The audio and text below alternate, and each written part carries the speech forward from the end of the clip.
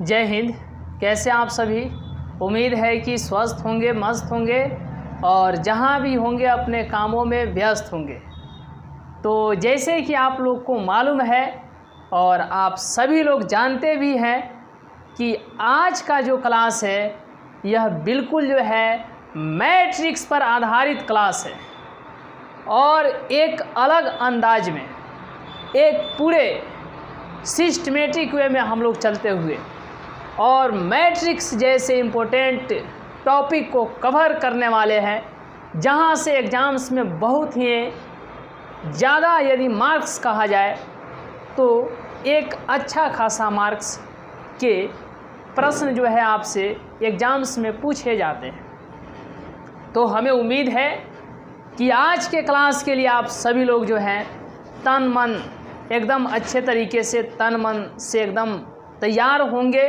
तो आइए आज के इस क्लास में आप सभी का स्वागत करते हुए और एक अलग अंदाज में आज की क्लास की हम लोग शुरुआत करते हैं। तो कैसे हैं आप सभी? रेडी हैं ना? चलिए तो एक बार यस यस कर दीजिए। और बहुत दमदार क्लास होने वाला है मैट्रिक्स के लिए, आबयू के लिए। तो 12th क्लास के इस इम्पोर्टेंट टॉपिक को एक अलग अंदाज में, एक अलग सिस्टमेटिक वे में चलते हुए और सभी लोग आइए इस क्लास को जो है प्रारंभ करने से पहले आप सभी लोग को हम आपको बताते हैं कि यह क्लास आपको जो है ऑब्जेक्टिव के लिए, यह क्लास जो है आपको ऑब्जेक्टिव के लिए और सब्जेक्टिव के लिए बहुत ही इम्पोर्टेंट क्लास होने वाला है। ये नहीं कि इस क्लास से सिर्फ़ और सिर्फ आपको ऑब्जेक्टिव ही क्लियर होगा, ऑब्जेक्टिव के साथ साथ आपको सब्जेक्टिव भी जो है अच्छे तरीके से क्लियर होगा जी।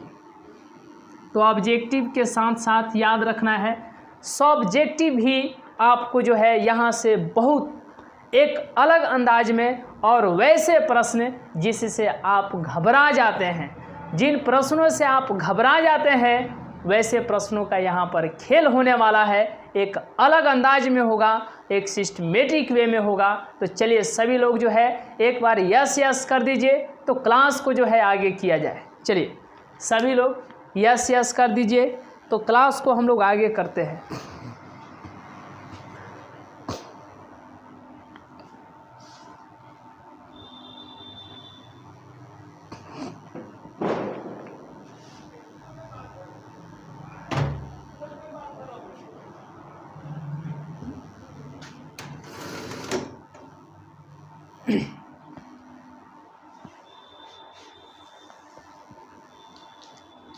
चलिए जी, ठीक है।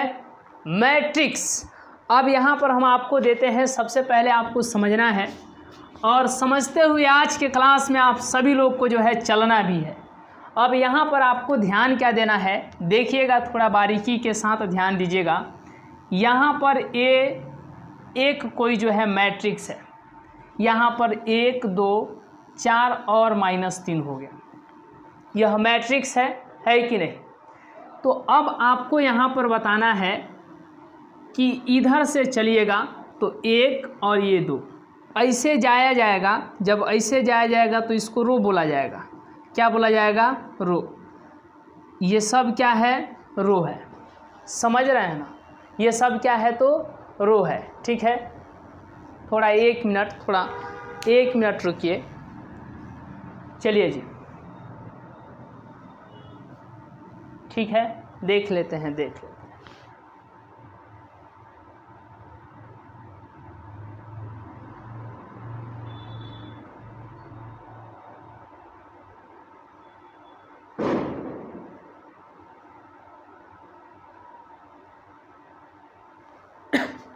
चलिए,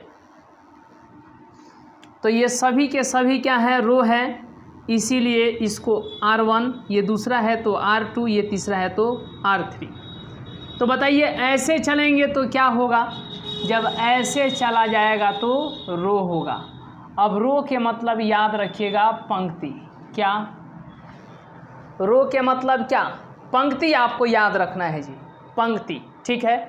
और कॉलम, जब खड़ा में आइएगा ऐसे तो इसको हम लोग क्या बोलेंगे? बताइए? कॉलम बोलेंगे। ये पहला और ये दूसरा, इसीलिए इसको C1 और इसको क्या लिखेंगे, C2 लिखेंगे। तो आप लोग समझ गए होंगे। अब आपको यहाँ पर ध्यान क्या देना है, देखिएगा पूरे सिस्टमेटिक वे में देखिएगा और बताइएगा कि अगर सूतल रहेगा, सूतल कहने का मतलब क्या है कि पड़ा हुआ रहेगा। अब बताइए यहाँ पे ई पड़ा है कि खड़ा है, ई पड़ा है कि खड़ा है, ये ऐसे भी हो सकता है। ई पड़ा है कि खड़ा है, तो कहिएगा ई खड़ा है। क्या है, खड़ा है। ये क्या है, खड़ा है। लेकिन यह कैसा है, पड़ा है। ये कैसा है, पड़ा। तो प से पड़ा और प से पंक्ति, समझ रहे हैं ना। अगर पड़ा रहेगा तो उसको क्या बोलेंगे, पंक्ति बोलेंगे। तो प से पड़ा, प से पंक्ति, तो खड़ा वाला को क्या बोलेंगे, कॉलम बोलेंगे, स्तंभ बोलेंगे। ठीक है। अब याद रखिएगा ROW, रो मीन्स क्या हो जाएगा, पंक्ति होगा। ठीक है। और COLUMN, कॉलम मतलब हो जाएगा स्तंभ। क्या हो जाएगा, स्तंभ। तो इसको सूचित करेंगे R से और कॉलम को सूचित करेंगे C से। तो R से किसको सूचित करेंगे, R से सूचित करेंगे यानी कि रो को, और C से किसको सूचित करेंगे, तो कॉलम को सूचित करेंगे। आज के इस क्लास में यानी कि मैट्रिक्स के सभी कंसेप्ट जो है क्लियर होने वाले हैं। तो एक अलग अंदाज में चलिए, एक अलग लेवल में चलिए और बेहतर से बेहतर करने का कोशिश कीजिए। चलिए जी, तो याद रखिएगा R से किसको सूचित करेंगे, रो को। हिंदी में क्या कहेंगे, पंक्ति। क्या बोलेंगे, पंक्ति। C से किसको सूचित करेंगे, कॉलम को, और हिंदी में क्या बोलेंगे, तो स्तंभ बोलेंगे। तो या आप रो कहिए या R कहिए या पंक्ति कहिए, एक ही बात है ना। तो उसी तरीके से आप या तो कॉलम कहिए या फिर C कहिए या फिर स्तंभ कहिए, एक ही बात है। तो खड़ा वाला को क्या बोलेंगे बताइएगा, अभी बताए हैं प से पड़ा, प से पंक्ति। तो जब पड़ा वाला को पंक्ति बोलेंगे तो खड़ा वाला को कॉलम बोलेंगे, है कि नहीं, क्या बोलेंगे, कॉलम।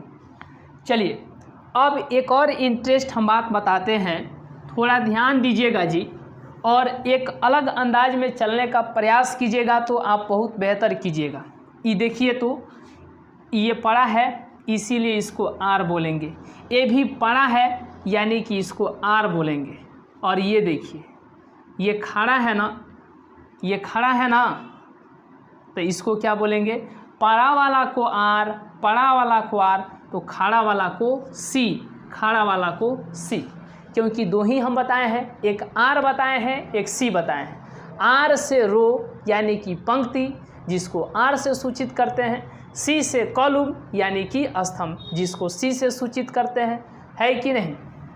ये पहले है इसीलिए R1, ये बाद में है तो इसको R2, ये पहले है C1, ये हो जाएगा C2। तो आप लोग समझ गए, है कि नहीं।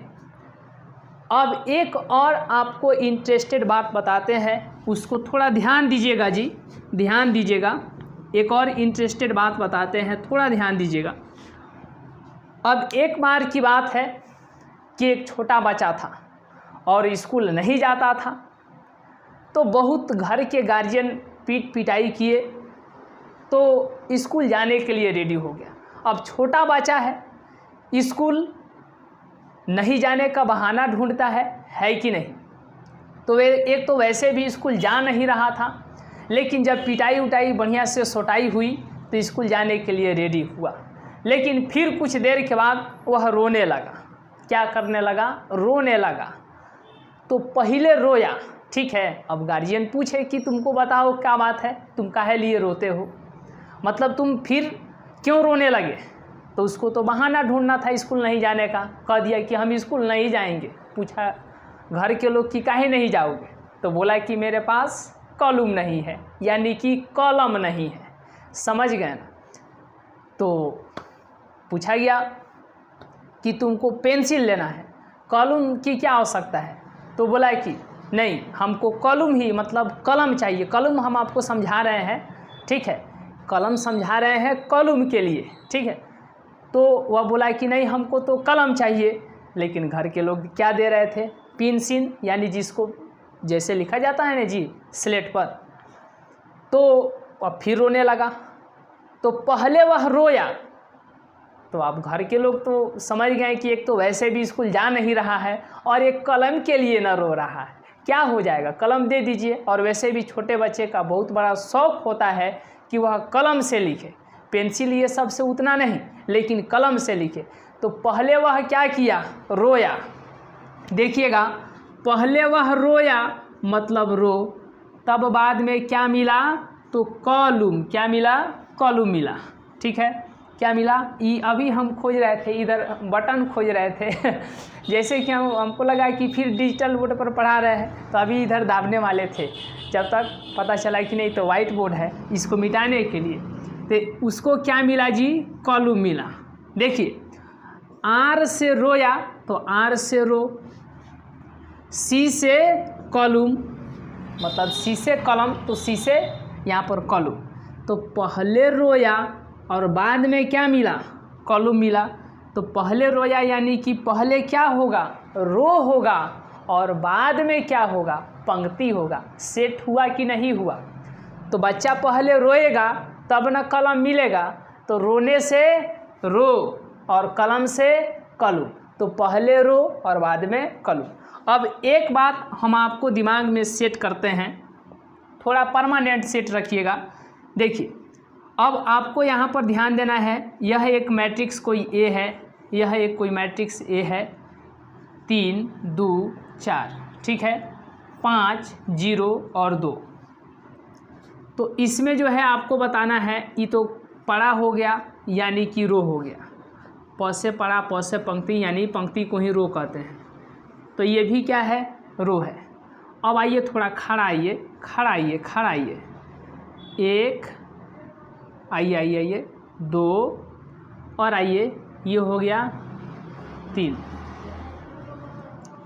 ये कॉलम है, कॉलम है, खड़ा वाला को कॉलम बोलते हैं, पड़ा वाला को आर यानी कि रो, और खड़ा वाला को कॉलम यानी कि सी। इतना बात दिमाग में सेट हुआ कि नहीं, बताइए।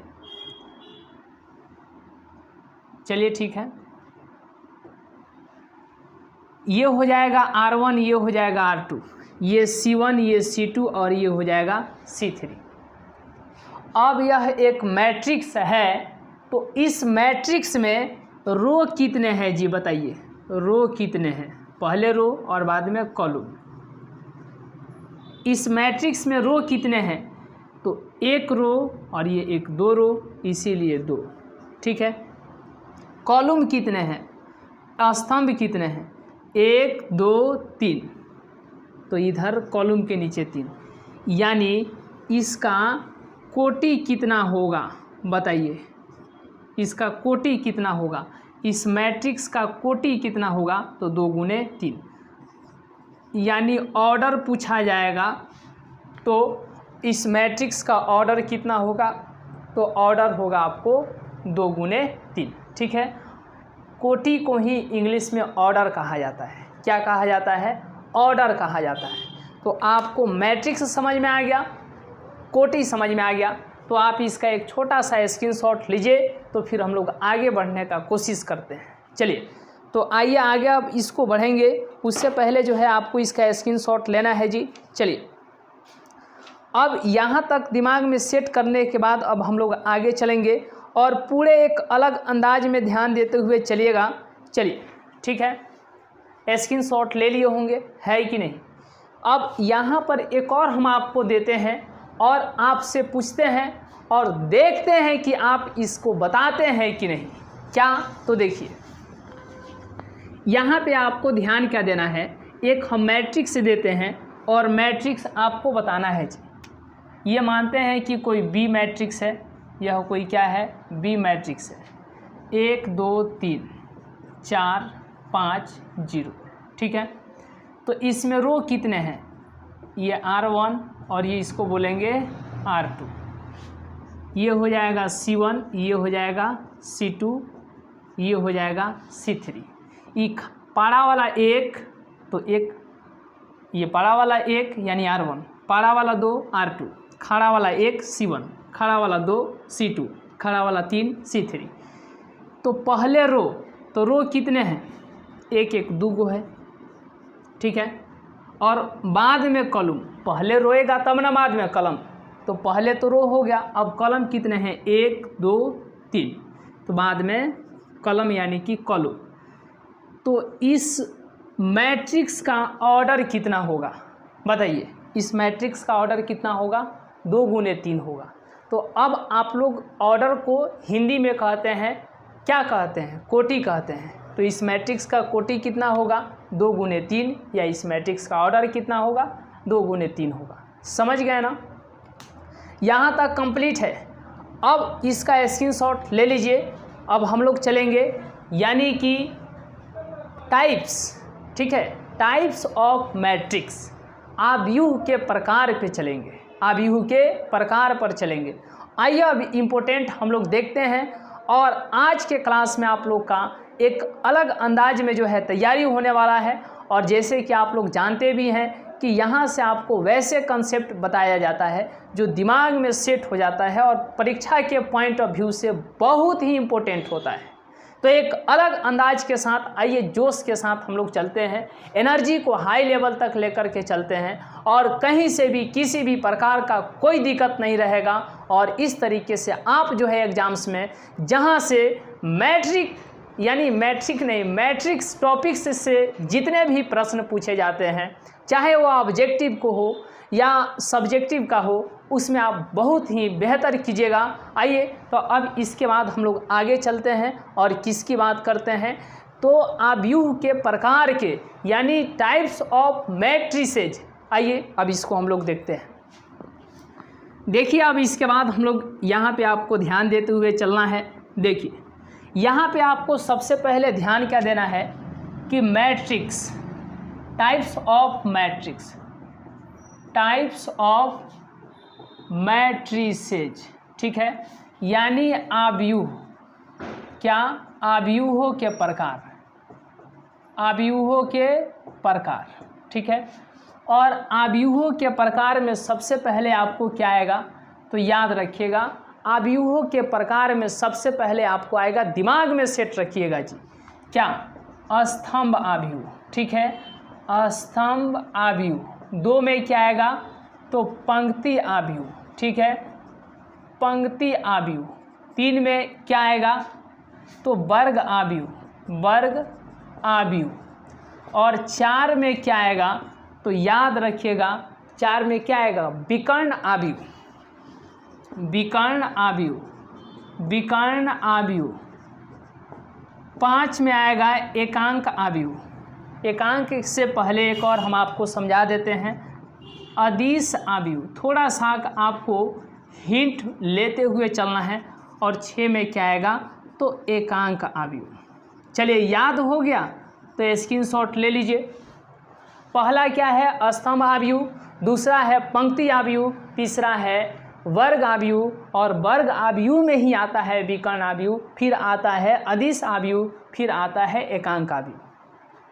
याद रखिएगा ये और ये और ये एक तरीके से ये विकर्ण आव्यूह होने से पहले ये वर्ग आव्यूह होते हैं, अदिश आव्यूह होने से पहले ये वर्ग आव्यूह होते हैं, एकांक आव्यूह होने से पहले ये वर्ग आव्यूह होते हैं। तो इसीलिए आपको दिमाग में सेट रखना है कि जो वर्ग आव्यूह होगा, जो वर्ग आव्यूह होगा, ये ज़रूरी नहीं है कि वह विकर्ण आव्यूह हो, लेकिन अगर कोई विकर्ण आव्यूह है तो वह निश्चित ही वर्ग आव्यूह होगा।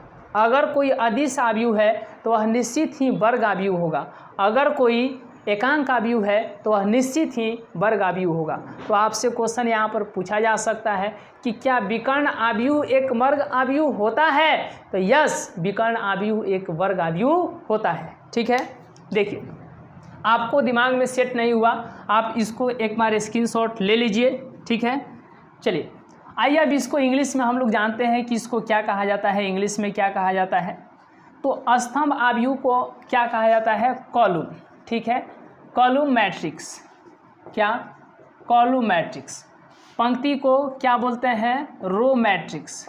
क्या बोलते हैं? Row matrix. वर्ग को स्क्वायर। ठीक है, स्क्वायर मैट्रिक्स बोलते हैं। और उसके बाद अगर बात किया जाए विकर्ण को तो diagonal, diagonal matrix, matrix, diagonal matrix. अदिश को क्या बोलते हैं जी? Scalar matrix, scalar matrix. और एकांक को क्या बोलते हैं? आइडेंटिटी मैट्रिक्स बोलते हैं। तो यहाँ तक आप लोग को समझ में आ गया होगा, है कि नहीं? थोड़ा सा मार्कर में इंक भर लेते हैं, है कि नहीं? वाइट बोर्ड है जी। तो आइए यहाँ तक का जब तक आप लोग स्क्रीनशॉट लीजिए।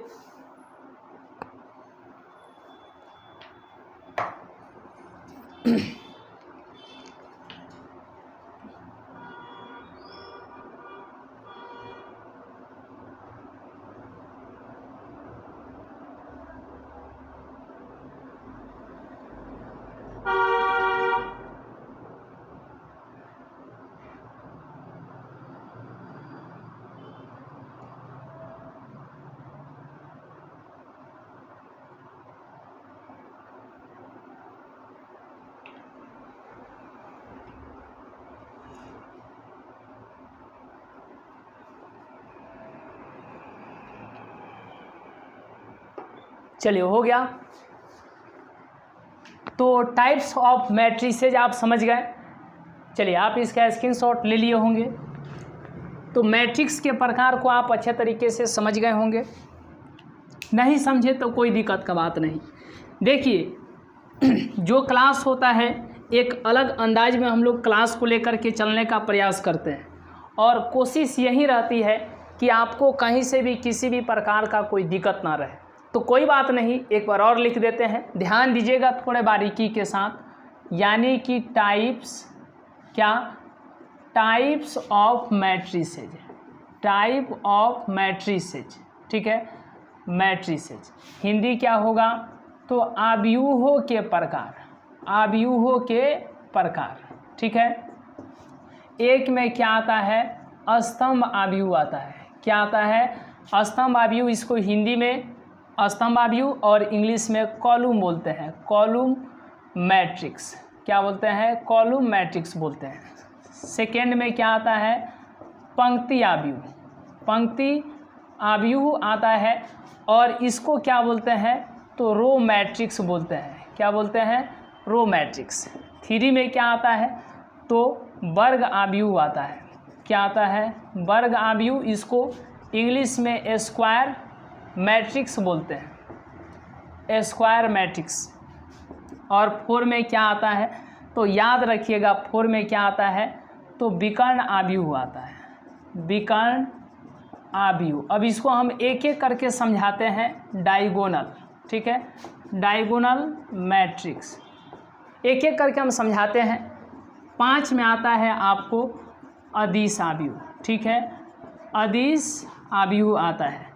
इसको हम लोग क्या बोलते हैं? Scalar matrix, scalar matrix. और छः में आता है एकांक आव्यूह, एकांक आव्यूह आता है। इसको इंग्लिश में क्या बोलते हैं? तो आइडेंटिटी, आइडेंटिटी। ठीक है, आइडेंटिटी मैट्रिक्स। चलिए जी, ठीक है। तो आपको समझ में आ गया होगा, कहीं से भी किसी प्रकार का कोई दिक्कत नहीं होगा। इसका स्क्रीनशॉट लीजिए, फिर हम लोग आगे बढ़ते हैं। चलिए, तो अब आपको ध्यान क्या देना है? सबसे पहले किसको समझना है? चलिए, सबसे पहले किसको समझना है? आइए समझते हैं। तो सबसे पहले समझना है स्तंभ आव्यूह को समझना है। अब ये कैसे होता है जी? थोड़ा सा धैर्य रखिए और एकदम जो है निरंतर जो है गतिशील रहिए, लेकिन एक अलग लेवल में रहिए। निरंतर गतिशील रहिए, निरंतर चलते रहिए, क्योंकि जीवन चलने का नाम है। अगर आप चल रहे हैं तो आपका जीवन है। जीवन उसी दिन आपका समाप्त हो जाएगा जिस दिन सांस लेना समाप्त हो जाएगा, है कि नहीं? तो जीवन है तो इसमें दौड़ना पड़ेगा, भागना पड़ेगा। देखिए इस तरीके से जो है आप तो एक अलग लेवल में चल पाएंगे और सबसे बेहतर कर पाएंगे।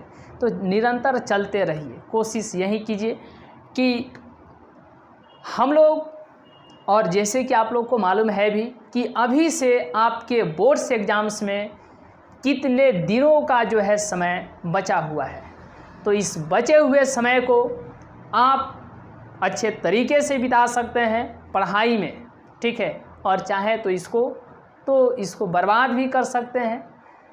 तो अब यहाँ के बाद हम लोग को मेन सिस्टमेटिक वे में यही ध्यान रखना है कि आव्यूह के प्रकार। तो सबसे पहला क्या है, स्तंभ आव्यूह कॉलम मैट्रिक्स, पंक्ति आव्यूह रो मैट्रिक्स, वर्ग आव्यूह स्क्वायर मैट्रिक्स, विकर्ण आव्यूह डायगोनल मैट्रिक्स, अदिश आव्यूह स्केलर मैट्रिक्स और एकांक आव्यूह आइडेंटिटी मैट्रिक्स। अब यहाँ पर यही आपको ध्यान देना है कि सबसे पहले क्या है, स्तंभ आव्यूह। अब स्तंभ आव्यूह है तो इसको आइए कैसे समझा जाए, इसके बारे में जो है क्या क्या हम लोग चर्चा करेंगे और एक अलग अंदाज में चलने का प्रयास करेंगे। जैसे कि यह एक मैट्रिक्स है तो 3 4 5 4 -5, अब इसमें 1 2 3 4 R1 R2 R3 और ये हो गया R4। इसमें रो कितने हैं रो, तो इसमें रो कहिएगा 4 हैं, लेकिन कॉलम कितने हैं, तो एक ही कॉलम है। तो वैसा मैट्रिक्स जिसमें कॉलम की संख्या 1 हो लेकिन रो की संख्या 2 या 2 से अधिक हो, तो उसको हम लोग एक भी हो सकता है, 1 या 1 से अधिक हो, लेकिन याद रखिएगा कि कॉलम यानी एक ही होना चाहिए। अब आपको जो है आपको वहाँ पर हम आपको बताएंगे कि जैसे यह 1 है, ठीक है, तो इसमें R1 1 और C1 जो है C1 यानी रो 1 कॉलम 1, ठीक है। तो ये आपको धीरे धीरे आगे आपको समझाया जाएगा, बताया जाएगा। तो जिसमें रो की नहीं बल्कि कॉलम की संख्या 1 हो तो उसको हम लोग क्या बोलेंगे, स्तंभ आव्यूह बोलेंगे, यानी कि कॉलम मैट्रिक्स बोलेंगे। समझ में आ गया। एक और यहाँ पर एक और लेते हैं,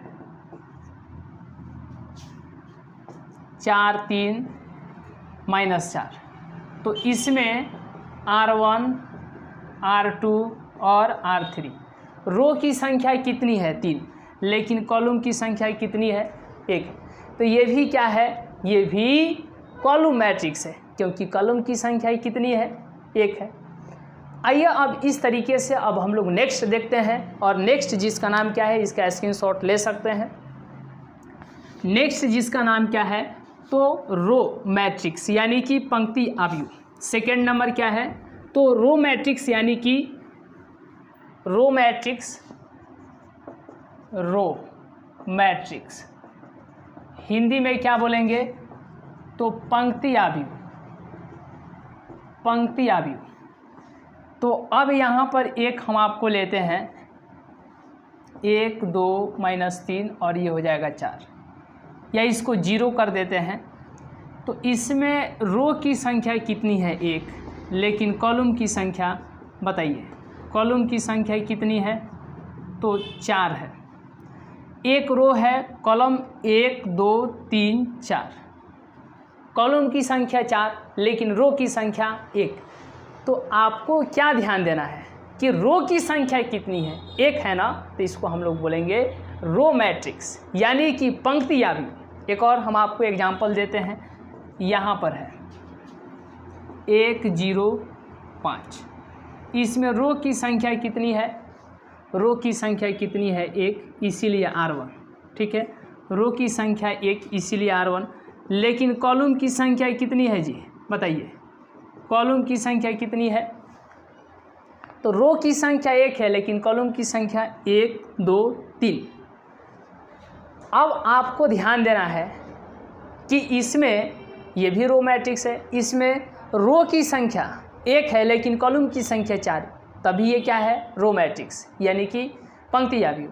इसमें जो है रो की संख्या 1 है और कॉलम की संख्या 3 है, मतलब ये भी क्या है, रो मैट्रिक्स। क्यों, क्योंकि सिर्फ और सिर्फ रो की संख्या एक होनी चाहिए। समझ गए ना। आइए अब इसके बाद हम लोग आगे ध्यान देते हैं। तो अब यहाँ से आप क्या देखें कि रो मैट्रिक्स भी हो गया और कॉलम मैट्रिक्स इसके पहले हम लोग देखे। आइए अब जो है वर्ग आव्यूह को देखते हैं। अब यहाँ पे आपको ध्यान देना है कि इसको अब आपको सिस्टमेटिक वे में ध्यान देते हुए चलना है जी।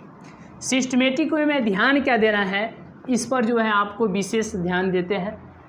देखिए यहाँ पे आपको ध्यान देना है कि ये यहाँ पर हो गया 4 3 4 2 0 1 3 4 2, और एक और यहाँ पे आपको ध्यान देना है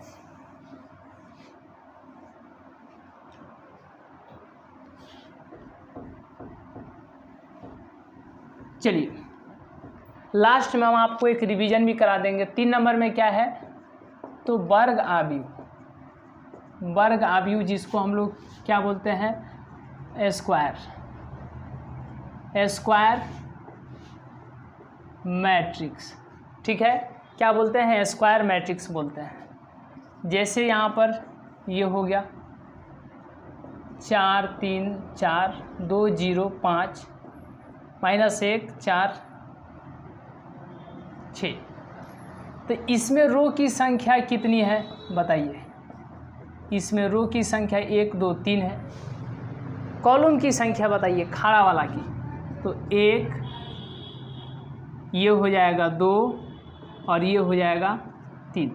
1 2 3, 3 ठो रो है, 1 2 3, 3 ठो कॉलम है, यानी 3 ठो रो 3 ठो कॉलम। तो ये क्या हो जाएगा, स्क्वायर मैट्रिक्स। स्क्वायर मैट्रिक्स यानी वर्ग आव्यूह हो जाएगा। क्या हो जाएगा, वर्ग आव्यूह हो जाएगा। समझ गए। अब एक और यहाँ पर हम आपको एग्जांपल लेते हैं। जैसे यहाँ पर क्या है, बी है। अब यहाँ पे आपको ध्यान देना है, यहाँ पे आपको ध्यान देना है, चलिए इसमें रो की संख्या कितनी है बताइए। इसमें रो की संख्या कितनी है, 4 है, 1 2 3 4। कॉलम की संख्या कितनी है बताइए। कॉलम की संख्या कितनी है, तो कॉलम की संख्या इसमें 1 2 3 4, 4 ठो कॉलम है और 4 ठो रो, यानी कि 4 रो और 4 कॉलम, 4 पंक्ति और 4 स्तंभ। तो जितना ही पंक्ति उतना ही कॉलम, जितना ही पंक्ति उतना ही स्तंभ, यानी जितना ही रो उतना ही कॉलम। तो जितना पंक्ति की संख्या होगा उतना ही यदि स्तंभ की संख्या है तो उसको क्या बोलेंगे, उसको बोलेंगे स्क्वायर, यानी कि वर्ग आव्यूह। ठीक है, और याद रखिएगा आपको यहाँ पर ध्यान देना है, रो, ठीक है, ROW रो, इसको R से सूचित करते हैं। और याद रखिएगा इसको M भी कहा जाता है, M से भी सूचित करते हैं। कॉलम इसको हम लोग क्या बोलते हैं, C से सूचित करते हैं। तो इसको N से भी सूचित किया जाता है। तो याद रखिएगा पंक्ति को हिंदी में क्या बोलते हैं बताइए। पंक्ति को हिंदी में रो बोलते हैं, R से सूचित करते हैं, और M से भी।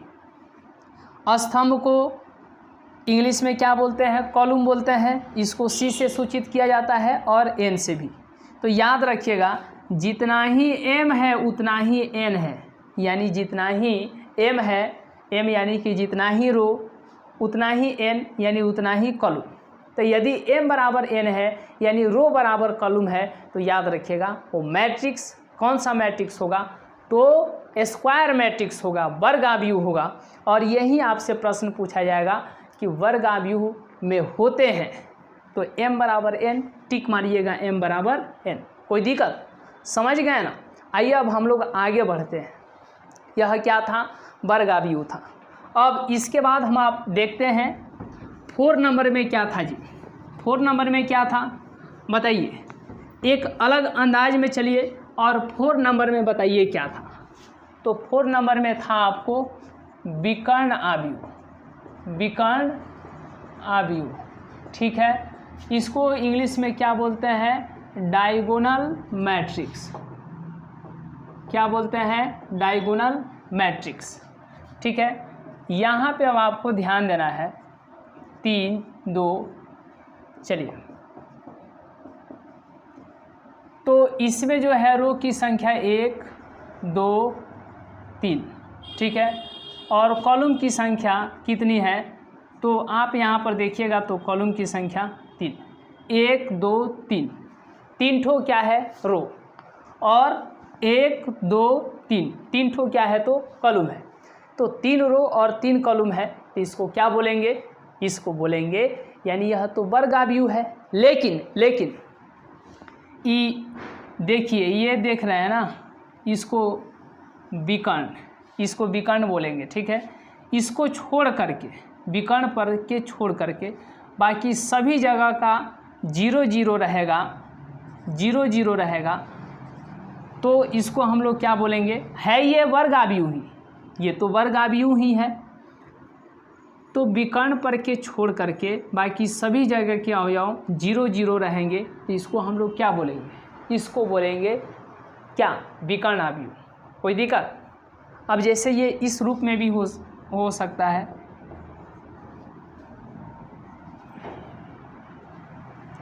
एक यहाँ पर लिख लेते हैं 5 0 0 0 0 7 0 0 0 0 0 9 0 0 0 0 5। तो ये विकर्ण देख रहे हैं ना, विकर्ण पर के छोड़ करके बाकी सभी जगह के अवयव जो है 0 है, तो इसको हम लोग क्या बोलेंगे? इसको बोलेंगे विकर्ण आव्यूह, डायगोनल मैट्रिक्स। समझ गए? आइए अब इसके आगे हम लोग बढ़ते हैं।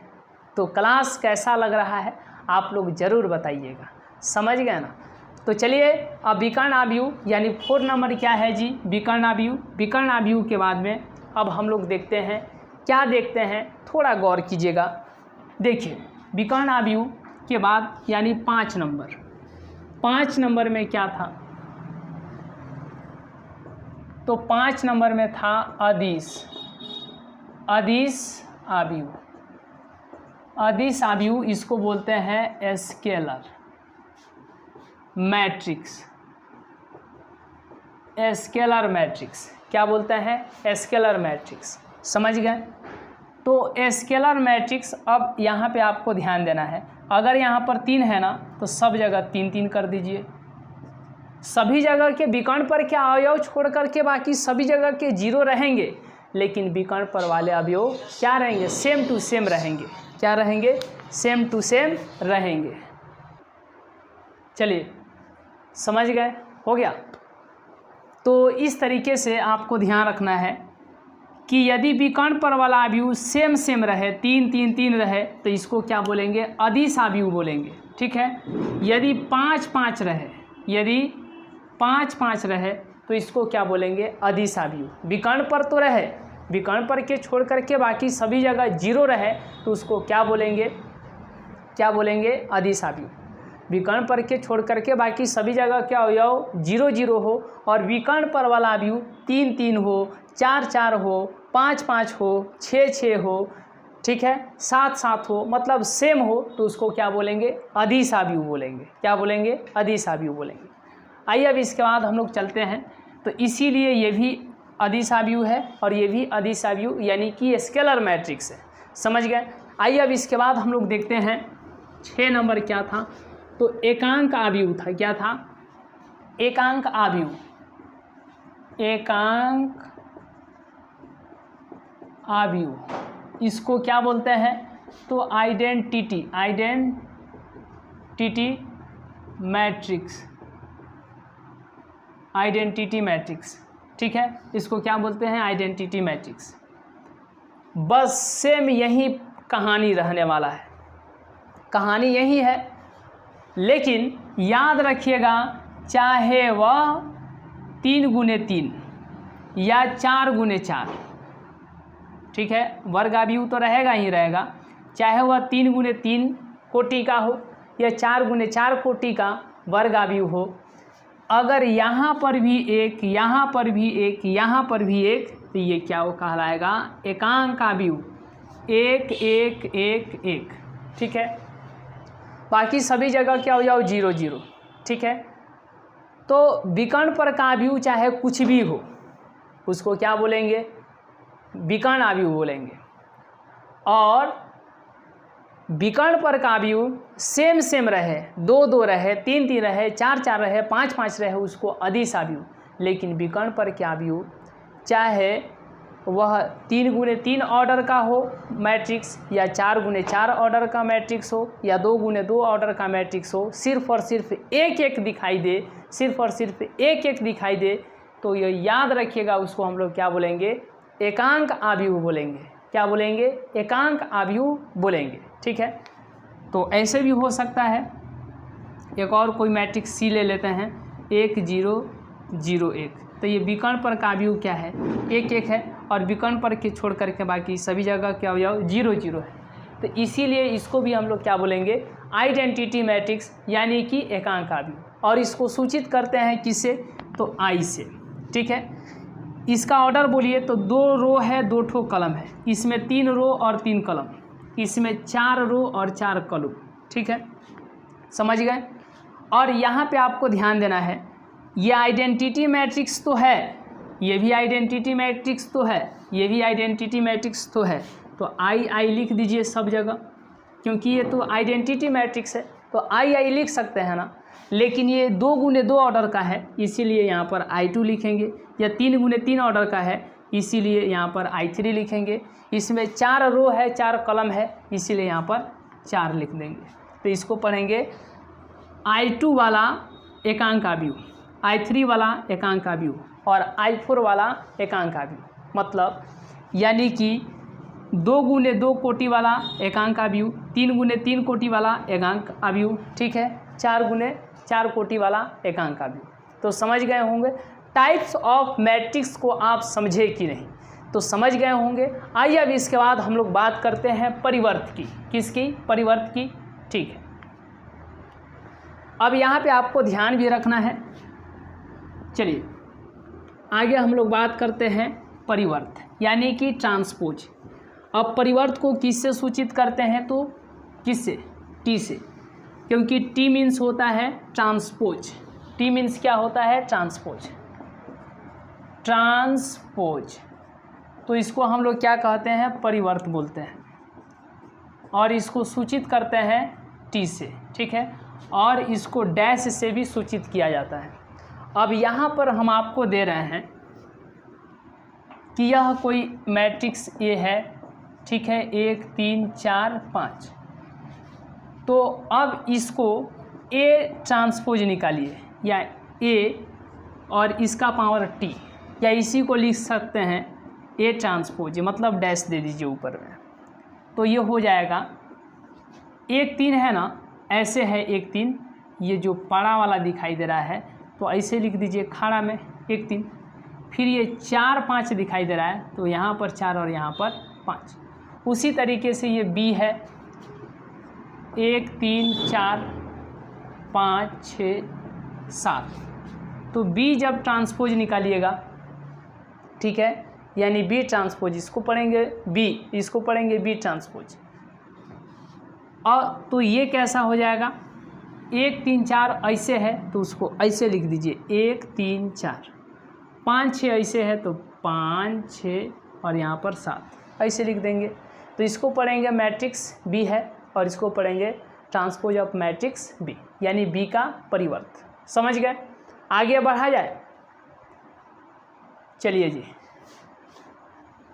आइए इसको जो है अब हम लोग देखते हैं स्क्वायर मैट्रिक्स में भी देख लेते हैं। जैसे यहाँ पर एक मैट्रिक्स दिया गया है, आपको ध्यान रखना है, मैट्रिक्स ए, ठीक है, 1 0 3 4 5 6 0 9। तो जब ए ट्रांसपोज निकालिएगा तो क्या होगा, ये जो पाड़ा वाला दिखाई दे रहा है तो 1 3 0 ऐसे लिख लीजिए, जो ऐसे है 3 4 5, ये जो पाड़ा वाला है 6 0 9 ऐसे लिख लीजिए। समझ गए।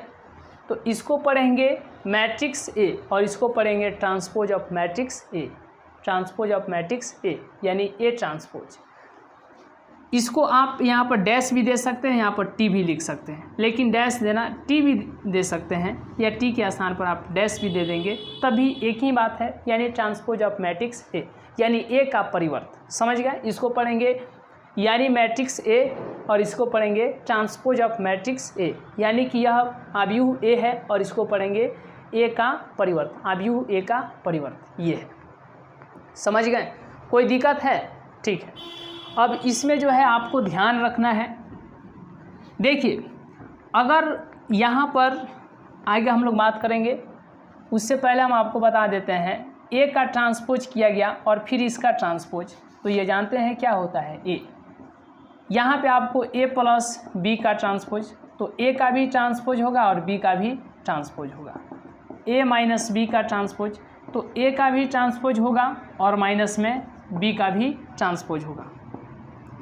यहाँ पर ए बी का ट्रांसपोज दिया है, तो पहले ए है और बाद में बी है, तो बाद वाला का पहले और पहले वाला का बाद में, मतलब ए बी का ट्रांसपोज, तो इसको पढ़ेंगे मतलब ए बी का ट्रांसपोज अगर करने के लिए दे दिया तो ए बी का ट्रांसपोज होगा, पहले बी का ट्रांसपोज फिर ए का ट्रांसपोज। उसी तरीके से आपको बताना है अगर पी ए दे देगा और इसका ट्रांसपोज होल ट्रांसपोज, तो ये बताइए पी ए है तो पहले ए का ट्रांसपोज और फिर बाद में पी का ट्रांसपोज।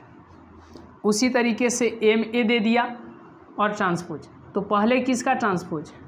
ए का, फिर बाद में एम का। उसी तरीके से यू जी दे दिया, यू जी का ट्रांसपोज, ठीक है, यू जी का ट्रांसपोज, तो बाद में कौन है? यू, बाद में कौन है? यू नहीं बल्कि जी, तो इसीलिए जी का ट्रांसपोज फिर यू का ट्रांसपोज। समझ गए? अब यहाँ पे आपको ध्यान देना है, देखिए ये एक दे देगा, ये कांस्टेंट है, ये क्या है? कांस्टेंट है, मतलब यहाँ पर समझ लीजिए कि 2 होगा, 3 होगा, 4 होगा और इसका ट्रांसपोज करने के लिए कहेगा, तो ये क्या है? ये क्या है बताइए? कांस्टेंट है, मतलब के जस का तस सिर्फ ए का ट्रांसपोज होगा। अगर आपको दे देगा के बी और इसका होल ट्रांसपोज, तो के जस का तस रहेगा सिर्फ बी का ट्रांसपोज हो जाएगा। अगर आपको के सी दे दिया तो बताइए सी तो जस के जो है जस का तस, लेकिन सी का ट्रांसपोज। अगर आपको के पी दे दिया तो के पी कॉन्स्टेंट है, के मतलब कॉन्स्टेंट है, के क्या है? कॉन्स्टेंट है, तो के जस का तस और पी का ट्रांसपोज। ठीक है, समझ गए?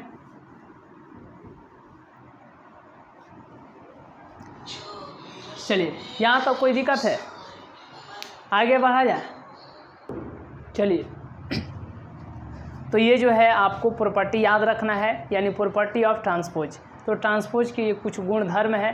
आइए अब इसको बता देते हैं कि अगर यहाँ पर कोई क्या है, देखिए ये जो है मैट्रिक्स ए है 2 4 6 3 और यहाँ पर जो है मैट्रिक्स क्या है, तो आपको क्या दे दिया? 4 0 2 8। तो जैसे आपको मैट्रिक्स ए प्लस बी निकालना पड़ा, तो कुछ नहीं, इसको जो है इसके साथ जोड़ दीजिए तो हो जाएगा 6, और 4 को 0 के साथ तो 4 होगा, फिर 6 को जो है 2 के साथ 8 हो जाएगा और 3 को जो है 8 के साथ 11 हो जाएगा।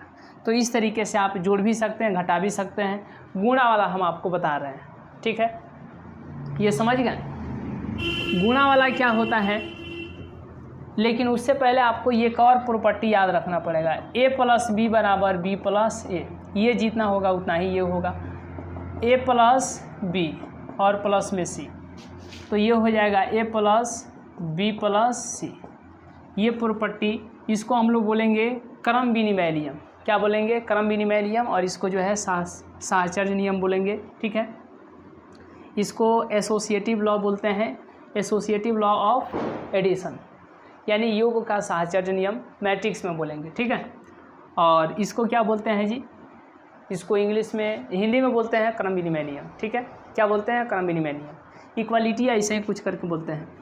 तो अब आपको यहाँ पर ध्यान देना है, देखिए एक और आपको ध्यान देना है, कि अगर ए मैट्रिक्स है 2 0 3 5 और यहाँ पर जो है बी मैट्रिक्स दिया गया है 2 0 3 5, तो ये जो है दोनों जो है इक्वल मैट्रिक्स है। इसी को हम लोग क्या बोलेंगे, ए बराबर बी, यानी इक्वालिटी ऑफ टू मैट्रिक्स है। इक्वालिटी ऑफ टू मैट्रिसेज यानी दो आव्यूहों की क्या, तो समानता बोलेंगे, क्योंकि दोनों का जो है ऑर्डर सेम है। ये भी 2 गुने 2 का ऑर्डर है, ये भी 2 गुने 2 ऑर्डर का है, और इसका जो एलिमेंट है वही जो है इसका एलिमेंट है। इसीलिए इन दोनों मैट्रिक्स को हम लोग क्या बोलेंगे, तो इक्वालिटी ऑफ टू मैट्रिसेज यानी कि दो आव्यूहों की क्या, समानता बोलेंगे। समझ गए। कभी कभी इक्वल नहीं दिया रहता है और ऐसे ही 2 मैट्रिक्स दे दिया रहता है और कहता है, जैसे हम आपको बता देते हैं, यही 2x और 3 और यहाँ पर फिर दे देगा 0 5, ऐसे दे दिया रहेगा। ये मैट्रिक्स ए दे देगा और या आपको ऐसे इक्वल करके दे देगा बराबर, ठीक है, 3 और यहाँ पर दे देगा 6 5 0। पूछ देगा x का मान क्या होगा, तो यह जो है इसके बराबर होगा, यह जो है इसके बराबर होगा, यह जो है इसके बराबर हो जाएगा और यह जो है इसके बराबर हो जाएगा। तो यह किसके बराबर है, 6 के। तो यहाँ पर लिख दीजिए 2x बराबर 6, तो x बराबर 6/2 यानी x का मान कितना आ जाएगा, तो 3 आ जाएगा। समझ गए। तो इसीलिए x का मान y का मान ऐसे करके निकालने के लिए दिया रहता है इक्वालिटी ऑफ टू मैट्रिसेज में। समझ गए, यानी दो आव्यूहों की समानता में। आगे हम लोग बात करते हैं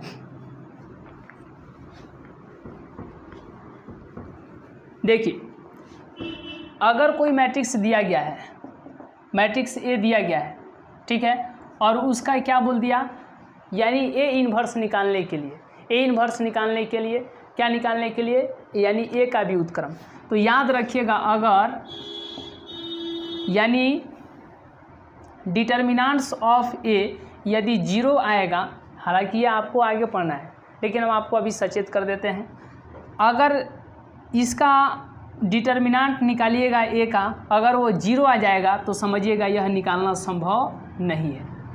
अगर कोई मैट्रिक्स बी दिया है और उसका बी इन्वर्स निकालने के लिए बोल दिया, और जब आप डिटर्मिनेंट्स ऑफ मैट्रिक्स बी निकाल रहे हैं, यानी बी का क्या निकाल रहे हैं, तो डिटर्मिनेंट अगर वह 0 के बराबर नहीं आया और चाहे वह कुछ भी आ गया, तो समझिएगा यानी बी इन्वर्स, बी का व्युत्क्रम निकालना पॉसिबल है। यह आपको थोड़ा सा अचपचा लगा होगा, तो ये अभी आपको उतना ध्यान देना भी नहीं है, आगे ध्यान देना है, ठीक है। हालांकि आपको यही दिमाग में सेट रखना है, अगर 0 आ जाएगा, ठीक है, अगर कोई मैट्रिक्स दिया है, अगर उस मैट्रिक्स का मान यानी उस मैट्रिक्स का डिटर्मिनेंट यदि 0 आ जाएगा, तो व्युत्क्रम यानी ए इन्वर्स निकालना संभव नहीं है। अगर 0 नहीं आएगा तो यानी कि ए इन्वर्स या बी इन्वर्स या सी इन्वर्स या पी इन्वर्स, यानी वह किसी भी मैट्रिक्स का व्युत्क्रम निकालना संभव है। तो याद रखिएगा, किसी भी मैट्रिक्स का इन्वर्स यानी व्युत्क्रम निकालना संभव कब नहीं होगा, जब उस मैट्रिक्स का डिटर्मिनेंट 0 आ जाएगा। तो वहाँ पर आप अगर किसी मैट्रिक्स का यानी डिटर्मिनेंट यदि 0 आ जाता है तो उस मैट्रिक्स का इन्वर्स आप नहीं निकाल सकते हैं। अगर 0 नहीं आता है तो आप उस मैट्रिक्स का तो इन्वर्स निकाल सकते हैं, और इन्वर्स निकालने के लिए यही सूत्र होता है, ठीक है। एडजॉइंट भी आता है, आपको आगे बताया जाएगा, ठीक है, आपको वहाँ पर बताया जाएगा, ठीक है।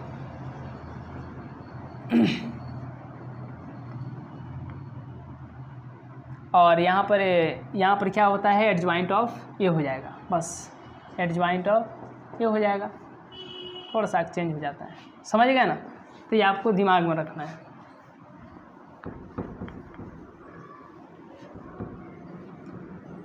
तो इस तरीके से था। अब जैसे कि यहाँ पर मैट्रिक्स ए दिया गया है 2 3 0 1, और यहाँ पर मैट्रिक्स बी दिया गया है 1 1 0 2 0, ठीक है।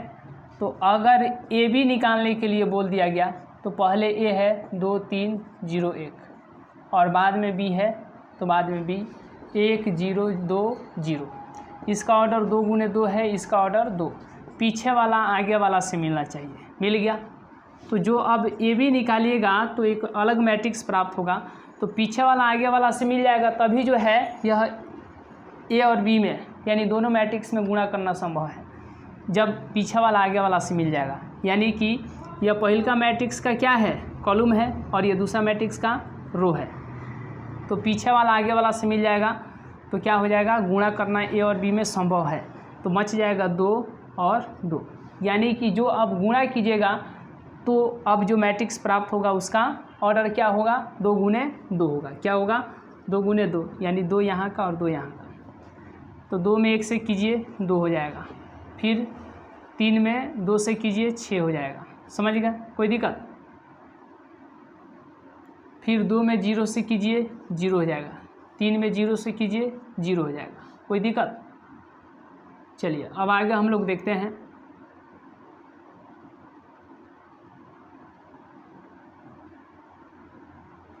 जीरो में 2 से कीजिए 0 होगा, फिर 1 में, अरे 0 में 1 से ना, ये थोड़ा सा, 0 में 1 से कीजिए 0 हो जाएगा, 1 में 2 से कीजिए 2 हो जाएगा, फिर 0 में 0 से तो 0, फिर 1 में 0 से तो 0। ठीक है, तो ये कितना आ जाएगा, 6 2 8 हो जाएगा, 6 2 8 हो जाएगा, 0 0 0 2 0 2 0 0। तो यहीं जो है ए बी कितना निकल जाएगा बताइए, 8 0 2 0। तो यहीं जो है गुणा होता है। तो गुणा तभी हो जाएगा जब पहले वाला मतलब आगे वाला पीछे वाला से मिलना चाहिए। ठीक है, मतलब जितना ऑर्डर का ये रहना चाहिए ए, जितना ऑर्डर का ए रहना चाहिए उतना ही ऑर्डर का बी। ये कोई ज़रूरी नहीं है, लेकिन एक का क्या कॉलम और दूसरे का रो, डैट मीन्स पीछे वाला आगे वाला से मिलना चाहिए।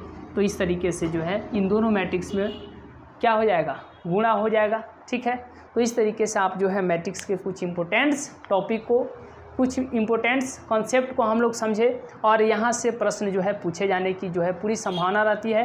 तो आज के क्लास को हम लोग यहीं तक रहने देते हैं, फिर मिलेंगे नेक्स्ट क्लास में, नेक्स्ट वीडियो में। तब तक के लिए बहुत बहुत धन्यवाद। ठीक है, दैट्स गुड फॉर टुडे।